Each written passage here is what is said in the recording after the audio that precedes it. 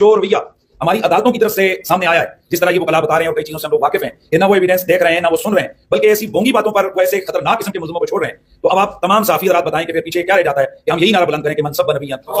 اس سے آگے اور کیا آئے گا؟ یعنی جب قانون اپنا کام نہیں کرے گا، جب وہ قانون اپنے فیصلے نہیں کرے گا، تو پھر عشق تو اپنے فیصلے کرے گا. عشق اپنے فیصلے کرنے میں آزاد ہوتا ہے اور وہ بڑا دلیر بھی ہوتا ہے. تو یعنی یہ کیا چاہتے ہیں کہ ہمارے جج، یہ کیا چاہتی ہے ہائی کورٹ، کیا چاہتے ہیں یہ لوگ کہ یہاں پر جس طرح غازی ممتاز حسین قادری صاحب نے ایک ایکٹ کیا تھا اور وہی چیز اب یہاں شروع ہو جائے؟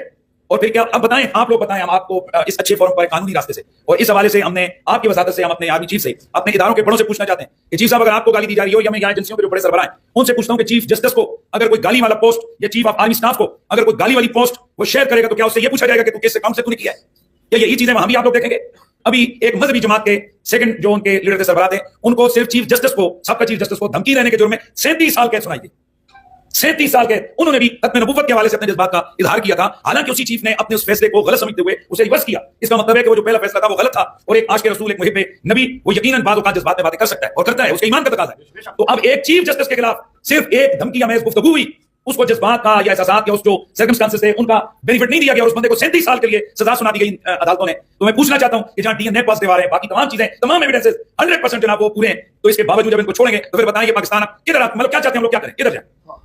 یہاں پھر یہی ہے جس طرح راؤ صاحب نے کہا کہ یہ جج نائل ہے، جس جج کو رسول اللہ کی ناموس اور رسول اللہ کی عزت کی پرواہ نہیں ہے، اس جج کی عزت کی کسی کو پرواہ نہیں ہے. اس جج کی کیا عزت ہے کہ جسے رسول اللہ کی عزت کی پرواہ نہیں ہے؟ ایسے ججوں کو ان سیٹوں پر نہیں ہونا چاہیے. اور ہم اعلیٰ عدلیہ یہ جو متعلقہ فارم سے ان سے اپیل کرتے ہیں کہ ان ججوں کا احتساب کریں اور فل فور ان فیصلوں کو ریورس کیا جائے. اور پراپر وے سے جب یہ قوم آ رہی ہے، یہ علماء، یہ قانون والے لوگ آ رہے ہیں، سینکڑوں لوگ پکڑے گئے، گستاخ پکڑے گئے، لیکن کسی کو قانون خبر تک نہیں لوگوں نے دی تاکہ ملک کے اندر انارکی نہ پھیلے. ملک میں لوگ روڈوں پہ نہ سڑکوں پہ نہ، ورنہ مجھے بتائیں کہ ایک بندے کا پتہ ہو کہ یہ گستاخ اس گھر میں رہتا ہے تو بتائیں اس گھر کا کیا بنے گا، اس محلے کا کیا بنے گا؟ یعنی آپ خود چاہتے ہیں کہ پاکستان کا بچہ بچہ سر پہ کفن باندھ کے باہر نکلے. تو ہم اس تحریک کی، میں جو حاضر ہوا ہوں، ان کے اس قانونی، اخلاقی، شرعی اس مطالبے کی حمایت ہم لوگ کرتے ہیں کہ گستاخان رسول جن کو واقعتاً جن کی گستاخیاں ثابت ہوئی ان کو قانون کے راستے سے قرار واقعی سزا دیں. اور یہ جو ریلیف دینے والے جج ہیں ان کا کڑا احتساب ہونا چاہیے. یہ صرف اپنے باہر کے ویزے اور باہر کے جناب جو این جی اوز ہیں، یہ ان کی اشیرباد کے لیے اس قسم کے فیصلے ہمارے سامنے آتے ہیں. ممکن ہے کہ کوئی اور یہ آواز بات نہ کر سکتا ہوں، میں ڈنڈے کی چوٹ پہ یہ بات کہتا ہوں اور ہم اس انداز کی مذمت کرتے ہیں. اور ہمیں اللہ اور اس کے رسول کی رضا چاہیے، اور رسول اللہ کی ختم نبوت کے حوالے سے امام مالک رحمۃ اللہ علیہ نے فرمایا تھا اس قوم کو زندہ رہنے کا اس امت کو حق نہیں ہے کہ جو امت اپنے نبی کی ناموس کی حفاظت نہیں کر سکتی.